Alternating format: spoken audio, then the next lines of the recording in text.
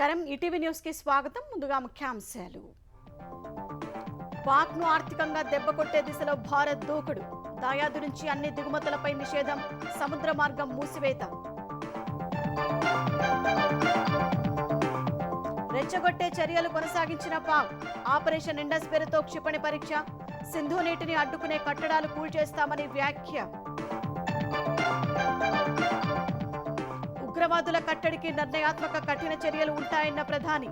సీమాంతర తీవ్రవాదాన్ని తుదముట్టిస్తామని మోదీ స్పష్టీకరణ. అమరావతి ప్రకాశిస్తూనే ఉంటుందన్న చంద్రబాబు. ఐకానిక్ భవనాల డిజైన్ల ఖరారుపై దృష్టి. కాంట్రాక్టు సంస్థలతో నారాయణ చర్చలు. బుగ్గమట్టం భూములపై రీసర్వే పూర్తి. ఆటంకాలు సృష్టించే ప్రయత్నం చేసిన పెద్దిరెడ్డి అనుచరులు, నిలువరించిన పోలీసులు. 2 ఏళ్లలో దేవాదుల అన్ని దశలు పూర్తి చేస్తామన్న ఉత్తమ్. తక్కువ ఖర్చుతో అధిక ఆయకట్టుకు నీరివ్వడమే లక్ష్యమని మంత్రి వెల్లడి. ఫ్యూచర్ సిటీలో 1000 ఎకరాల్లో ఎలక్ట్రానిక్ సిటీ.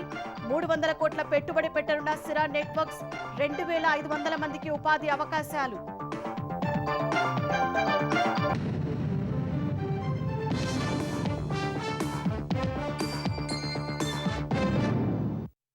ఉగ్రవాదులను ఎగదోస్తున్న పాకిస్తాన్కు భారత్ మరో షాక్ ఇచ్చింది. పొరుగు దేశం నుంచి అన్ని రకాల దిగుమతులపై నిషేధం విధించింది. పాకిస్తాన్ నుంచి మన దేశానికి రవాణా అయ్యే అన్ని ఉత్పత్తులకు ఈ నిషేధం వర్తిస్తుందని స్పష్టం చేసింది. దేశ భద్రత, ప్రజా విధాన ప్రయోజనాల దృష్ట్యా ఈ నిర్ణయం తీసుకున్నట్లు ప్రకటించింది. పాకిస్తాన్ నుంచి సముద్ర రవాణా మార్గాలను సైతం భారత్ మూసివేసింది. ఇదే సమయంలో పొరుగు దేశానికి వాయు, రోడ్డు మార్గాల ద్వారా మెయిల్, పార్సిల్ సేవలను నిలిపివేసింది. పహల్గాం ఉగ్రదాడి తర్వాత పాకిస్తాను ఆర్థికంగా దెబ్బకొట్టే చర్యలను భారత్ మరింత ముమ్మరం చేసింది. ఇప్పటికే పాక్తో అన్ని రకాల దౌత్య సంబంధాలు తెంచుకుంటోన్న కేంద్రం ఇప్పుడు ఆ దేశం నుంచి వచ్చే దిగుమతులపై నిషేధం విధించింది. పాకిస్తాన్లో ఉత్పత్తి అయ్యే లేదా ఆ దేశం నుంచి భారత్కు వచ్చే అన్ని రకాల వస్తువుల ప్రత్యక్ష, పరోక్ష దిగుమతులపై నిషేధం విధిస్తున్నట్లు ప్రకటించింది. అనుమతులు ఉన్న ఉత్పత్తులైనా, స్వేచ్ఛాయుత దిగుమతులైనా పాక్ నుంచి ఎలాంటి వస్తువులను అనుమతించబోమని స్పష్టం చేసింది. ఈ నిషేధం తక్షణమే అమల్లోకి వస్తుందని కేంద్ర వాణిజ్య శాఖ తదుపరి ఉత్తర్వులు వెలువడే వరకు ఆంక్షలు కొనసాగుతాయని పేర్కొంది. ఈ నిషేధం నుంచి ఏవైనా మినహాయింపులు కావాలంటే భారత ప్రభుత్వం నుంచి ముందస్తు అనుమతి తప్పనిసరి అని వాణిజ్య మంత్రిత్వ శాఖ తన నోటిఫికేషన్లో వెల్లడించింది. భారత్ పాక్ మధ్య వాణిజ్యానికి ఏకైక రవాణా మార్గం అటారీ వాఘా సరిహద్దును భారత్ ఇప్పటికే మూసేసింది. 2019లో పుల్వామా దాడి తర్వాత పొరుగుదేశం నుంచి చాలా వరకు దిగుమతులు తగ్గించుకున్న భారత్ ఇప్పుడు ఆర్గానిక్ కెమికల్స్, ప్లాస్టిక్స్, విలువైన లోహ సమ్మేళనాలు, మినరల్ ఫ్యూయల్స్, నూనె ఉత్పత్తులు, కొన్ని రకాల పిండి పదార్థాలు, బంకా, ఎంజైమ్స్, వర్ణ ద్రవ్యాలు, మసాలా దినుసులు వంటి వస్తువుల దిగుమతులపై నిషేధం విధించింది. ఈ నిషేధంతో పాక్లో ఆయా రంగాల పరిశ్రమలు కుదేలయ్యే అవకాశముంది. ఇదే సమయంలో పాకిస్తాన్తో సముద్ర రవాణా మార్గాలను భారత్ మూసివేసింది. ఆ దేశ జెండాతో ఉన్న ఓడలు భారత పోర్టుల్లోకి రాకుండా కేంద్రం నిషేధం విధించింది. మర్చెంట్ షిప్పింగ్ చట్టం 1958లోని 411 సెక్షన్ ప్రకారం ఈ నిర్ణయం తీసుకుంది. ఈ ఆంక్షలు తక్షణమే అమల్లోకి వస్తాయని వెల్లడించింది. భారత్ ఓడలు కూడా పాక్ పోర్టుల్లోకి వెళ్లకూడదని స్పష్టం చేసింది. ఇప్పటికే పాక్ విమానాలకు భారత్ గగనతలాన్ని మూసివేసింది. మరోవైపు financial action task force grey జాబితాలోకి పాక్ ను తీసుకువచ్చేలా భారత్ ప్రయత్నించే అవకాశాలు కనిపిస్తున్నాయి. IMF నుంచి పాక్ కు అందనున్న $7 బిలియన్ సాయాన్ని నిలిపివేయించే దిశలో భారత్ ప్రయత్నిస్తోంది. పహల్గాం ఉగ్రదాడి తర్వాత సరిహద్దులో కాల్పుల విరమణ ఒప్పందాన్ని ఉల్లంఘిస్తూ వస్తున్న పాకిస్తాన్ సైన్యం కవ్వింపు చర్యలను మరింత తీవ్రతరం చేసింది. భూతలం నుంచి భూతలంలోని లక్ష్యాలను ఛేదించే బాలిస్టిక్ క్షిపణిని పరీక్షించినట్లు ప్రకటించింది. భారత సింధు జలాల ఒప్పందాన్ని నిలిపివేసిన నేపథ్యంలో ఆపరేషన్ ఇండస్ పేరుతో ఈ డ్రిల్స్ ను పాక్ చేపట్టడం గమనార్హం. 450 కిలోమీటర్ల రేంజ్ ఉన్న అబ్దాలీ ఆయుధ వ్యవస్థను విజయవంతంగా పరీక్షించినట్లు పాక్ తెలిపింది. భారత్తో ఉద్రిక్తతల నేపథ్యంలో సైనికుల కార్యాచరణ సంసిద్ధతను నిర్ధారించడం, క్షిపణుల అధునాతన నావిగేషన్ వ్యవస్థ సహా కీలకమైన సాంకేతిక పరిమితులను ధృవీకరించడమే లక్ష్యంగా ఈ పరీక్ష చేపట్టినట్టు పాక్ ఆర్మీ తెలిపింది. దీనిపై స్పందించిన భారత్ పాక్ క్షిపణి ప్రయోగాన్ని రెచ్చగొట్టే చర్యగా పరిగణిస్తామని హెచ్చరించింది. సింధు నదీ జలాలను పాకిస్తాన్కు చేరకుండా భారత్ నిర్మించే ఇలాంటి నిర్మాణాలైనా ధ్వంసం చేస్తామని దాయాది రక్షణ మంత్రి ఖవాజా ఆసిఫ్ ప్రగల్భాలు పలికారు. భారత్ పాక్ మధ్య తీవ్ర ఉద్రిక్తతలు నెలకొన్న వేళ ఖవాజా తన యుద్ధోన్మాద వ్యాఖ్యలను కొనసాగించారు. సింధు జలాలను మళ్లించే డ్యాంల నిర్మాణం పాక్ను రెచ్చగొట్టే చర్య అవుతుందన్నారు. ఖవాజా వ్యాఖ్యలపై స్పందించిన బీజేపీ అధికార ప్రతినిధి షానవాజ్ హుస్సేన్ పాక్ నేతల బెదిరింపు వ్యాఖ్యలు వారి భయాన్ని బయటపెడుతున్నాయని చెప్పారు. పాకిస్తాన్కు నిద్ర కరువైందన్న హుస్సేన్ ఖవాజాకు తన సైన్యంపై ఎలాంటి నియంత్రణ లేదన్నారు. ఖవాజా కేవలం ప్రకటనల మంత్రి మాత్రమే అని అన్నారు. ఉగ్రవాదులు వారి మద్దతుదారులపై నిర్ణయాత్మకంగా కఠినమైన చర్యలు తీసుకునేందుకు భారత్ కట్టుబడి ఉందని పాకిస్తాన్ను ఉద్దేశించి ప్రధాని నరేంద్ర మోదీ పునరుద్ఘాటించారు. భారత పర్యటనలో ఉన్న అంగోలా అధ్యక్షుడు లారెన్కోతో ఢిల్లీలోని హైదరాబాద్ హౌస్లో సమావేశమైన మోదీ ద్వైపాక్షిక చర్చలు జరిపారు. అంగోలా రక్షణ దళాల ఆధునికీకరణకు $200 మిలియన్ రుణం ఇవ్వనున్నట్లు మోదీ ప్రకటించారు. లారెన్కో పర్యటన ఇరు దేశాల ద్వైపాక్షిక బంధాలకు సరికొత్త మార్గదర్శనం చేస్తుందని చెప్పారు. ఇదే సమయంలో భారత్ ఆఫ్రికా భాగస్వామ్యాన్ని బలోపేతం చేస్తుందని తెలిపారు. అంతరిక్ష సాంకేతికత, డిజిటల్ ప్రజా మౌలిక సదుపాయాలు, ఖనిజాలు, వజ్రాల ప్రాసెసింగ్ సామర్థ్యాలను అంగోలాతో పంచుకుంటామని మోదీ తెలిపారు. భారత్ ఆఫ్రికా దేశాలు గ్లోబల్ సౌత్ కు స్తంభాలని వివరించారు. are committed to take firm and decisive action against terrorists and those who support them. We thank Angola for their support in our fight against cross-border terrorism. हम एक मत है कि आतंकवाद मानवता के लिए सबसे बड़ा खतरा है. पहलगाम में हुए आतंकी हमले में मारे गए लोगों के प्रति राष्ट्रपति लॉरेंसो और अंगोला की संवेदनाओं के लिए मैं उनका आभार व्यक्त किया.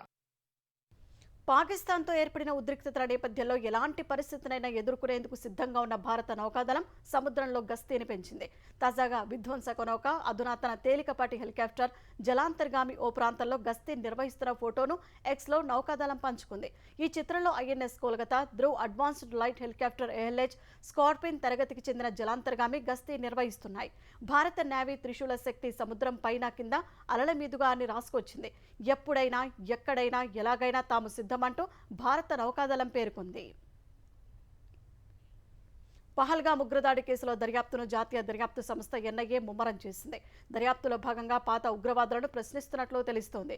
2023లో రాజౌరిలో దాడికి పాల్పడిన 2 ఉగ్రవాదులను NIA ప్రశ్నించినట్లు సంబంధిత వర్గాలు వెల్లడించాయి. జమ్మూ జైలులో వీరిని NIA అధికారులు విచారించి వారి వద్ద సమాచారం సేకరించినట్లు పేర్కొన్నాయి. పహల్గామ్ ఉగ్రవాదులకు వీరితో సంబంధాలు ఉండి ఉంటాయా అనే కోణంలో దర్యాప్తు చేస్తున్నట్లు అధికారులు వెల్లడించారు. 2023 జనవరిలో రాజౌరిలోని దోంగ్రి గ్రామంపై 2 ఉగ్రవాదులు దాడి చేశారు.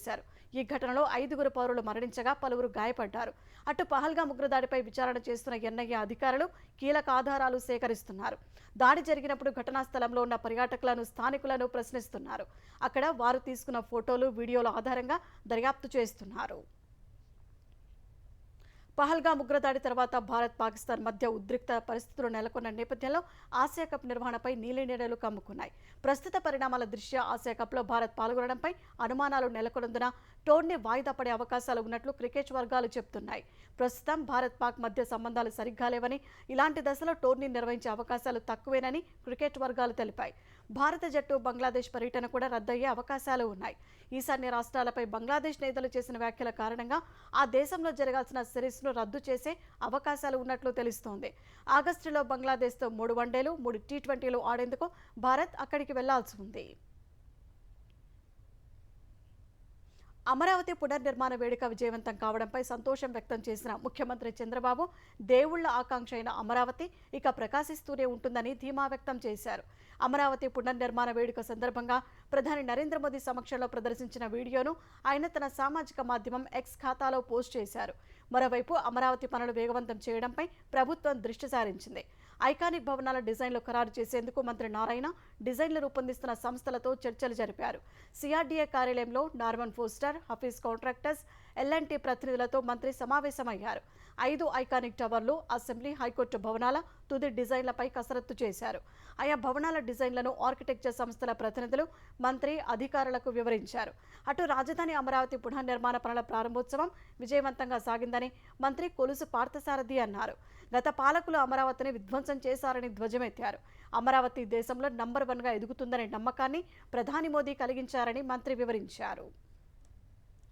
రాష్ట్రంలో ఆంధ్రప్రదేశ్లో అప్పుల ఊబిలో కూరుకుపోయినా సరే ఈ రాష్ట్రం మళ్ళీ దేశంలో నెంబర్ 1 స్థానానికి వెళ్ళగలదు అని చెప్పేసి ఒక నమ్మకాన్ని మరి నా ప్రధానమంత్రి గారు కల్పించారని చెప్పేసి మనం చేస్తా ఉన్నాను. ప్రధానమంత్రి గారు సాగునీటి గురించి, నదుల అనుసంధానం గురించి మాట్లాడడం ద్వారా పోలవరం ఇంకా అనేక ఇరిగేషన్ ప్రాజెక్టులు పూర్తవటమే కాకుండా చంద్రబాబు నాయుడు గారు కంటున్న కలలు పోలవరం బనకచెర్ల ఏదైతే లింకేజ్ ఉందో ఈ రోజు కేంద్ర ఆలోచనలు కూడా మరి ఆ దిశలో ఉన్నాయి కాబట్టి పోలవరం బనకచెర్ల ప్రాజెక్టు కూడా సాధ్యమే. కూటమి ప్రభుత్వం ఆ ప్రాజెక్టుని కూడా పూర్తి చేసి ఈ రాష్ట్రం మొత్తాన్ని కూడా సస్యశ్యామలం చేస్తుందనే నమ్మకం కూడా కలిగిందని చెప్పేసి తెలియజేస్తా ఉన్నాను. దేవాదుల ప్రాజెక్టు అన్ని దశల పనులను 2 ఏళ్లలో పూర్తి చేసి 6 లక్షల ఎకరాలకు సాగునీరు అందిస్తామని నీటిపారుదల శాఖ మంత్రి ఉత్తమ్ కుమార్ రెడ్డి తెలిపారు. తక్కువ ఖర్చుతో ఎక్కువ ఆయకట్టుకు సాగునీరు అందించే ప్రాజెక్టులు పూర్తి చేయడంపైనే తాము దృష్టి సారిస్తున్నట్లు చెప్పారు. సహచర మంత్రి పొంగులేటి శ్రీనివాసరెడ్డితో కలిసి హనుమకొండ జిల్లాలో పర్యటించిన ఉత్తమ్ కుమార్ రెడ్డి దేవన్నపేట వద్ద దేవాదుల పంప్ హౌస్ ను సందర్శించారు. ధర్మసాగర్ రిజర్వాయర్ వద్ద టన్నెల్ పనులను పరిశీలించారు. అనంతరం దేవాదుల ప్రాజెక్టు పనులపై జిల్లా అధికారులతో సమీక్ష నిర్వహించారు. అధికారంలోకి వచ్చాక నీటిపారుదల శాఖను ప్రక్షాళన చేస్తున్నామని తెలిపారు. నీటిపారుదల శాఖలో ఉన్న అన్ని సమస్యలను 2 ఏళ్లలో అధిగమిస్తామని పేర్కొన్నారు. 2 ఏళ్లలో దేవాదుల 100% ఏదైతే డిజైన్ యాక్ట్ ఉందో 6 లక్షల ఎకరాలకు నీటి ఇవ్వడానికి దృఢ సంకల్పంతో మేము ముందుకు పోతున్నాము.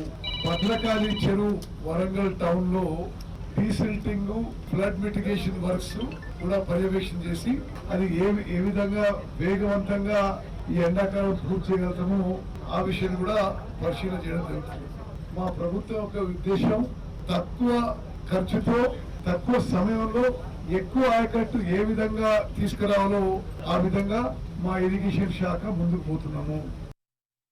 తిరుపతిలోని 100 కోట్ల విలువైన బుగ్గబట్టం భూముల ఆక్రమణలను నిగ్గు తేల్చేందుకు అధికారులు చేపట్టిన సర్వే ఉద్రిక్తతల మధ్య సాగింది. సర్వే నిర్వహించేందుకు వచ్చిన సిబ్బంది అధికారులను కొందరు అడ్డుకున్నారు.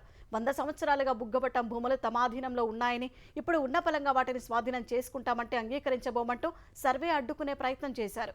బుగ్గమఠం భూముల అనుభవదారుల ముసుగులో మాజీ మంత్రి పెద్దిరెడ్డి రామచంద్రారెడ్డి అనుచరులు సర్వేను అడ్డుకుంటున్న తీరును గుర్తించిన పోలీసులు వారిని అదుపు చేసి సర్వే సాఫీగా సాగేలా చర్యలు చేపట్టారు.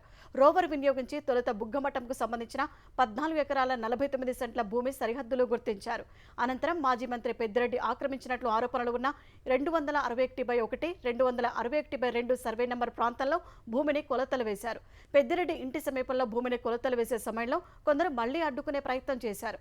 పోలీసులు వారిని అదుపులోకి తీసుకుని సర్వే కొనసాగించారు. సర్వే ముగించుకుని తిరిగి వెళ్తున్న అధికారులను మరోసారి పెద్దిరెడ్డి అనుచరులు అడ్డుకున్నారు. పోలీసులు జోక్యం చేసుకుని అధికారులను అక్కడి నుంచి సురక్షితంగా పంపారు. కూటమి ప్రభుత్వం రైతుల నుంచి పంటలను నేరుగా కొనుగోలు చేస్తూ 24 గంటల్లో చెల్లింపులు చేస్తోందని ఏపీ వ్యవసాయ మంత్రి అచ్చెన్నాయుడు తెలిపారు. పండించిన పంటకు మార్కెట్లో ధర తక్కువ ఉన్నా ఎక్కువకు కొనుగోలు చేస్తున్నామని చెప్పారు. సీసీ ద్వారా 1400 కోట్ల రూపాయల విలువైన పత్తి పంటను కొనుగోలు చేసి రైతులను ఆదుకున్నామని తెలిపారు. పొగాకు బోర్డుతో సంప్రదించి 20 కిలోమీటర్ల మేర రవాణా ఖర్చులు భరించేలా ప్రభుత్వం చర్యలు చేపట్టిందన్నారు. మినుములకు 6,300 రూపాయల మార్కెట్ ధర ఉండగా 7,400 రూపాయల ధర చొప్పున 18.02 మెట్రిక్ టన్నులు కొన్నామని వెల్లడించారు. కందుల ధర 6,500కు పడిపోతే 7,550 రూపాయల చొప్పున 55,000 మెట్రిక్ టన్నులు కొన్నామన్నారు. కూటమి ప్రభుత్వం రైతు సంక్షేమం కోసం కృషి చేస్తోందని అచ్చెన్నా స్పష్టం చేశారు. కేసిరెడ్డి రాజశేఖర రెడ్డి రెండో రోజు విచారణ ముగిసింది. మద్యం కుంభకోణం కేసులో ప్రధాన నిందితుడిగా ఉన్న కేసిరెడ్డి, రాజశేఖర రెడ్డితో పాటు 8 నిందితుడిగా ఉన్న చాణక్యను సిట్ అధికారులు విచారించారు. విచారణ అనంతరం ప్రభుత్వాసుపత్రికి తరలించి ఇద్దరికి వైద్య పరీక్షలు నిర్వహించి విజయవాడ జిల్లా జైలుకు తరలించారు. మద్యం కుంభకోణం కేసులో కేసిరెడ్డిని వారం రోజుల కస్టడీకి ఏసీబీ కోర్టు అనుమతించగా నిన్న 7 గంటల పాటు కేసిరెడ్డిని సిట్ అధికారులు ప్రశ్నించారు. తెలంగాణ ప్రభుత్వం అత్యంత ప్రతిష్టాత్మకంగా ఏర్పాటు చేసిన ఫ్యూచర్ సిటీలో 1000 ఎకరాల్లో ప్రత్యేకంగా ఎలక్ట్రానిక్ సిటీని అభివృద్ధి చేస్తామని ఐటీ పరిశ్రమల శాఖ మంత్రి శ్రీధర్ బాబు తెలిపారు. తెలంగాణలో 300 కోట్ల రూపాయల పెట్టుబడి పెట్టేందుకు ముందుకొచ్చిన తైవాన్కు చెందిన టెలికాం ఉత్పత్తుల సంస్థ సిరా నెట్వర్క్స్ ఎల్సీజీసీ రెజ్యులేట్ గ్రూప్ ప్రతినిధులతో మంత్రి సచివాలయంలో సమావేశమయ్యారు. సుమారు 10 ఎకరాలు ఏర్పాటు చేయబోయే పరిశ్రమ ద్వారా 2,500 మంది యువతకు ఉద్యోగాలు వస్తాయన్నారు. ఇక్కడ 5G networks, multilayer network solutions, servers తదితర టెలికాం ఉత్పత్తులను తయారు చేస్తారని మంత్రి తెలిపారు. ఎలక్ట్రానిక్ పరిశ్రమల ఏర్పాటును ప్రోత్సహించేందుకు ప్రభుత్వం తీసుకుంటున్న చర్యలను వారికి వివరించారు. ఈ తరహా పరిశ్రమల ఏర్పాటులో పారిశ్రామికవేత్తలకు ఇబ్బందులు కలగకుండా సంబంధిత అధికారులతో ప్రత్యేక టాస్క్ ఫోర్స్ ఏర్పాటు చేస్తామని తెలిపారు. ఇందిరమ్మ ఇండ్ల చెల్లింపుల్లో మధ్యవర్తుల ప్రమేయం లేకుండా అత్యాధునిక సాంకేతిక పరిజ్ఞానాన్ని ఉపయోగిస్తున్నామని తెలంగాణ గృహ నిర్మాణ శాఖ మంత్రి పొంగులేటి శ్రీనివాసరెడ్డి తెలిపారు. హౌసింగ్ కార్పొరేషన్లో అవుట్ సోర్సింగ్లో నియామకమైన 350 మంది అసిస్టెంట్ ఇంజనీర్లకు మంత్రి ఆర్డర్ కాపీలు అందజేశారు. ఇందిరమ్మ ఇండ్ల కోసం వచ్చిన 4 లక్షల దరఖాస్తుల జాబితాను త్వరలో ఫైనల్ చేయబోతున్నట్లు తెలిపారు. విధుల్లో చేరిన వెంటనే ఆ జాబితాలపై అసిస్టెంట్ ఇంజనీర్లు దృష్టి సారించాలని సూచించారు. ఎలాంటి ప్రలోభాలు ఒత్తిళ్లకు లోను కాకుండా అర్హులకే ఇందిరమ్మ ఇండ్లు లభించేలా క్షేత్రస్థాయిలో పనిచేయాలని చెప్పారు. 4 స్టెప్స్ తో పేమెంట్ ఇస్తాం. మీ ప్రతి మూమెంట్ ని కూడా ట్రాక్ చేసే, ప్రతి ఇంటిని ట్రాక్ చేసే, ఎక్కడ ఆ రాడార్ లో మిస్ కాకుండా ఏఐని ఫుల్ ఫ్లెడ్జ్ లో ఎస్టాబ్లిష్ చేసి పెట్టుకున్నాం. గ్రౌండ్ దగ్గర నుంచి మొదలెట్టి ట్రాక్ ఎక్కించేంత వరకు పర్ఫెక్ట్ గా ఏఐ సిస్టమ్ లో మీరు మళ్ళీ అప్లోడ్ చేసిన తర్వాత ప్రతి మండే నాడు పేమెంట్ చేసే సిస్టాన్ని అడాప్ట్ చేస్తున్నాం. ఆ వర్క్ కంప్లీట్ కాకుండా మీరు ఎక్కడ కూడా అప్లోడ్ చేయొద్దు. మీరు చేసిన అది బ్లింక్ అవుతుంది మా దగ్గర ఏఐలో, దాంట్లో ఈజీగా మాకన్నా ఐడెంటిఫై అయిపోతుంది.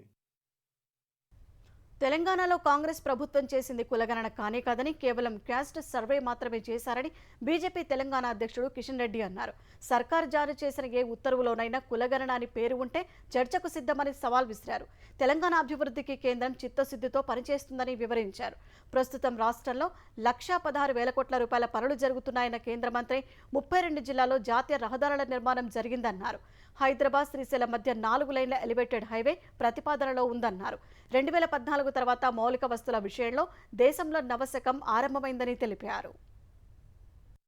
తెలంగాణ ప్రభుత్వం తీసినటువంటి ఏ సర్కులర్ లో కుల గణన లేదు, క్యాస్ట్ సర్వే అని మాత్రమే ఉంది. అది కూడా నామమంత్రంగా చేశారు. ఏ రోజు కూడా దాన్ని కూడా భారతీయ జనతా పార్టీ వ్యతిరేకించలేదు. పకడ్బందీగా చేయాలని కోరాం. మత ప్రాతిపాదికన ముస్లింలను బీసీలలో జోడించొద్దని కోరాం. ఈ రోజు భారత ప్రభుత్వం పాపులేషన్ సెన్సస్ చేయబోతున్నామో పక్కాగా ఈ దేశంలో 140 కోట్ల మందికి పైగా ఉన్నటువంటి భారతీయులందరికీ సంబంధించినటువంటి సమగ్రమైనటువంటి కులగణన, జనగణన అన్ని ఉంటాయి. ఎక్కడ రోల్ మోడల్ మీది? మీరు చేయలేదు కులగణన, మీ రోల్ మోడల్ ఎట్లా అవుతుంది? తెలంగాణ ప్రభుత్వం చేసినటువంటిది క్యాస్ట్ సెన్సస్ అనే పదం ఒక్కటి చూపిస్తే నేను చర్చకు వస్తా. తెలంగాణకి ఉపాధి హామీ పని దినాలు తగ్గడం శోచనీయమని మాజీ మంత్రి హరీష్ రావు ఆక్షేపించారు. రాష్ట్రానికి ఉపాధి హామీ పని దినాలు 12 కోట్ల నుంచి 6.5 కోట్లకు కేంద్ర ప్రభుత్వం తగ్గించిందని, ముఖ్యమంత్రి రేవంత్ రెడ్డి ఢిల్లీకి 42 సార్లు వెళ్లి వచ్చినా ఉపాధి హామీ పని దినాలు సగానికి తగ్గాయని విమర్శించారు. ఉపాధి హామీ పని దినాలు తగ్గినప్పటికీ కాంగ్రెస్, బీజేపీ ఎంపీలు మౌనంగా ఉండటంపై మండిపడ్డారు. ఉపాధి హామీ కూలీలకు వేతనాలు 4 నెలలుగా పెండింగ్లో ఉన్నాయన్న హరీష్, ఉపాధి హామీపై కేంద్రం సవతి తల్లి ప్రేమ, రాష్ట్ర ప్రభుత్వ నిర్లక్ష్యం స్పష్టంగా కనిపిస్తున్నాయన్నారు. వెంటనే రాష్ట్రానికి ఉపాధి హామీ పని దినాలు కేంద్రం పెంచాలని, కూలీలకు బకాయిలు చెల్లించాలని రాష్ట్ర ప్రభుత్వాన్ని హరీష్ రావు కోరారు. నీట్ యూజీ 2025 పరీక్షకు రంగం సిద్ధమైంది. ఆదివారం దేశవ్యాప్తంగా 500లకు పైగా నగరాల్లోని 5,453 కేంద్రాల్లో వైద్య విద్యా కోర్సుల ప్రవేశాల కోసం నీట్ యూజీ జరగనుంది. గతేడాది నిర్వహించిన పరీక్షల్లో ప్రశ్నాపత్రం లీక్ అవ్వడంతో ఈసారి కేంద్ర విద్యాశాఖ కట్టుదిట్టమైన ఏర్పాట్లు చేసింది. పరీక్షా సమయంలో జిల్లా, రాష్ట్ర, కేంద్ర స్థాయిలో పర్యవేక్షణ ఉంటుందని కేంద్ర విద్యాశాఖ వర్గాలు తెలిపాయి. మెజారిటీ పరీక్షా కేంద్రాలను ప్రభుత్వ పాఠశాలలు, కాలేజీలు, విశ్వవిద్యాలయాలు లేదా ప్రభుత్వ ఎయిడెడ్ పాఠశాలలు ఏర్పాటు చేశామని వెల్లడించాయి. పరీక్ష సజావుగా జరిగేందుకు వీలుగా అన్ని కేంద్రాల్లో మాక్ డ్రిల్స్ నిర్వహించామని తెలిపాయి. ఇందులో భాగంగా మొబైల్ సిగ్నల్ జామింగ్, బయోమెట్రిక్ వ్యవస్థను పరీక్షించామని పేర్కొన్నాయి. పరీక్షకు ముందు లేదా పరీక్ష జరిగే సమయంలో అక్రమాలకు పాల్పడితే పబ్లిక్ ఎగ్జామినేషన్స్ యాక్ట్ 2024 ప్రకారం కేసులు నమోదు చేస్తామని తెలిపాయి. ఈ ఏడాది నీట్ కోసం 22,70,000 మంది విద్యార్థులు రిజిస్టర్ చేసుకున్నారు. గోవాలోని ఓ ఆలయంలో జరిగిన తొక్కిసలాటలో 6గురు ప్రాణాలు కోల్పోయారు. షిర్ఘాలోని లైరాయ్ ఆలయంలో జరిగిన ఈ ఘటనలో 70 మందికి పైగా భక్తులు తీవ్రంగా గాయపడ్డారు. క్షతగాత్రుల్లో కొంతమంది పరిస్థితి విషమంగా ఉందని, మృతుల సంఖ్య పెరిగే అవకాశం ఉన్నట్లు అధికారులు తెలిపారు. శ్రీ లైరాయ్ ఆలయంలో శుక్రవారం వార్షిక జాతర ప్రారంభం కాగా లైరాయ్ అమ్మవారి దర్శనం కోసం గోవా నలుమూలల నుంచి పెద్ద ఎత్తున భక్తులు తరలివచ్చారు. ఆలయంలో అనాదిగా వస్తున్న నిప్పులపై నడిచే ఆచారంలో భాగంగా ఈ తెల్లవారుజామున వేలాది మంది పాల్గొన్నారు. ఆ సమయంలో ఒక్కసారిగా రద్దీ ఎక్కువై పరిస్థితి అదుపు తప్పి తొక్కిసలాట జరిగినట్లు అధికారులు తెలిపారు. ఎమర్జెన్సీ సర్వీసెస్ సిబ్బంది, పోలీసులు ఘటనా స్థలానికి చేరుకొని పరిస్థితిని అదుపులోకి తెచ్చారు. క్షతగాత్రులను సమీపంలోని ఆసుపత్రికి తరలించారు. జాతరకు వచ్చే రద్దీని నియంత్రించేందుకు ఆలయ నిర్వాహకులు ఎలాంటి ఏర్పాట్లు చేయలేదని విమర్శలు వినిపిస్తుండగా అకస్మాత్తుగా విద్యుదాఘాతం జరగడం వల్లే తొక్కిసలాట జరిగిందనే అనుమానాలు ఉన్నాయి. బాంబు అమర్చడానికి వెళ్లిన మహిళ చేతిలోనే అది పేలిన ఘటన గ్రీక్లో జరిగింది. ఈ ప్రమాదంలో మహిళ ప్రాణాలు కోల్పోగా ఆ ప్రాంతంలోని పలు వాహనాలు ధ్వంసమైనట్లు పోలీసులు వెల్లడించారు. తెల్లవారుజామున థెస్సాలోనికిలోని బ్యాంకు వద్ద బాంబు పెట్టడానికి మహిళ యత్నించినట్లు తెలిపారు. ఆ మహిళ వివరాలు గోప్యంగా ఉంచిన పోలీసులు ఆమె డ్రగ్స్, వ్యభిచారం, దొంగతనం వంటి కేసుల్లో నిందితురాలిగా ఉందని పేర్కొన్నారు. ఈ ఘటనపై దర్యాప్తు చేస్తున్న అధికారులు నిందితురాలికి తీవ్రవాద గ్రూపులతో సంబంధాలు ఉండొచ్చని అనుమానం వ్యక్తం చేస్తున్నారు. అమెరికాలో ప్రభుత్వ ఉద్యోగుల సంఖ్యను తగ్గించడమే లక్ష్యంగా పెట్టుకున్న ట్రంప్ యంత్రాంగం తాజాగా సెంట్రల్ ఇంటెలిజెన్స్ ఏజెన్సీ సిఐఏలో సంస్కరణలకు సిద్ధమైంది. సిఐఏలోని 1200 మంది ఉద్యోగులను తొలగించడానికి కసరత్తు జరుగుతున్నట్లు అంతర్జాతీయ మీడియా కథనాలు పేర్కొన్నాయి. ఈ తరహాలోనే మరిన్ని ఏజెన్సీలోని వేలాది ఉద్యోగులను తొలగిస్తారని ఆ కథనాలు వెల్లడించాయి. సిఐఏలోని ప్రణాళికాబద్ధమైన కోతలపై అమెరికా ప్రభుత్వం చట్టసభ సభ్యులకు తెలియజేసినట్లు సమాచారం. ఏజెన్సీలో ఇకపై నియామకాల తగ్గింపునకు నిర్ణయాలు తీసుకుంటున్నట్లు అధికారులు పేర్కొన్నారు. ఏజెన్సీలో కొత్త శక్తిని నింపడానికి, మరింత మెరుగ్గా మార్చడానికి చేపట్టిన సమగ్ర వ్యూహంలో భాగంగా కొన్ని మార్పులు చేస్తున్నట్లు సిఐఏ ప్రతినిధి రాడ్క్లిఫ్ తెలిపారు. తన నేతృత్వంలో సిఐఏ వ్యక్తిగత పక్షపాతాలు లేకుండా నిష్పాక్షికంగా పనిచేస్తోందని చెప్పారు. ఉత్తరాఖండ్లో ఓ ఎద్దు స్కూటర్ నడిపినట్టు వెళ్లిన ఘటన నవ్వులు పూయిస్తోంది. రిషికేశ్లో రోడ్డు పక్కన నిలిపి ఉన్న స్కూటీని చూసిన ఎద్దు దానిపై ఎక్కేందుకు యత్నించింది. ఈ క్రమంలో స్కూటీ ముందుకు కదిలింది. స్కూటీతో పాటు ఎద్దు కూడా 2 కాళ్లతో పరిగెత్తాల్సి వచ్చింది. అలా కొంత దూరం వెళ్ళాక ప్లాట్ఫామ్ను ఢీకొని స్కూటీ ఆగిపోయింది. ఈ దృశ్యాలు సామాజిక మాధ్యమాల్లో వైరల్ అయ్యాయి.